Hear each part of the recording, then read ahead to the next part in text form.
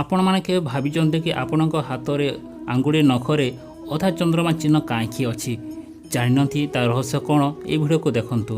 ଆପଣଙ୍କର ହାତରେ ନଖରେ ଯଦି ଅଧା ଚନ୍ଦ୍ରମା ଚିହ୍ନ ଅଛି ତାହେଲେ ଆପଣ এই ଭିଡ଼ିଓଟି ଦେଖନ୍ତୁ। ଯଦି ଆପଣଙ୍କ ପ୍ରଥମ ଆଙ୍ଗୁଳି ବଡ଼ ଆଙ୍ଗୁଳିରେ ଅଧା ଚନ୍ଦ୍ରମା ଚିହ୍ନ ଅଛି ତାହେଲେ ସେ ବ୍ୟକ୍ତି ବହୁତ ଭାଗ୍ୟଶାଳୀ ହୋଇଥାଏ ଆଉ ସେ ବହୁତ ଜଲ୍ଦି ସଫଳତା ପାଇଥାଏ। ଦ୍ୱିତୀୟ ଆଙ୍ଗୁଳି ସବୁଠାରୁ ବଡ଼ ଆଙ୍ଗୁଳି କୁହାଯାଏ ଆଉ ସେ ଆଙ୍ଗୁଳି ଯଦି ଅଧା ଚନ୍ଦ୍ରମା ଚିହ୍ନ ଥାଏ ତାହେଲେ ସେ ଆଙ୍ଗୁଳିକୁ ଶନିଦେବ ଆଙ୍ଗୁଳି ବି କୁହାଯାଏ ଆଉ ସେ ବ୍ୟକ୍ତି ମିସିନ୍ର ହେଉ ବା ଅନ୍ୟ କାମରେ ବି ବହୁତ ସ୍ପିଡ୍ କାମ କରେ ଓ ସଫଳତା ପାଇଥାଏ।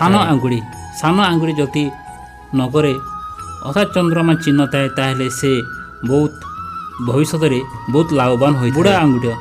ବୁଢ଼ା ଆଙ୍ଗୁଠିରେ ଯଦି ଅଧା ଚନ୍ଦ୍ରମା ଚିହ୍ନ ଥାଏ ତାହେଲେ ସେ ବହୁତ ଆଳସୀ ହୋଇଥାଏ ଆଉ ସେ ବହୁତ ଜଲ୍ଦି କାମ ସାରିବା ପାଇଁ ଇଚ୍ଛା କରେ। ଆର୍ ଏମିତି ବ୍ୟକ୍ତି କାହା ସହିତ ହିଂସା ରଖି ନଥାଏ।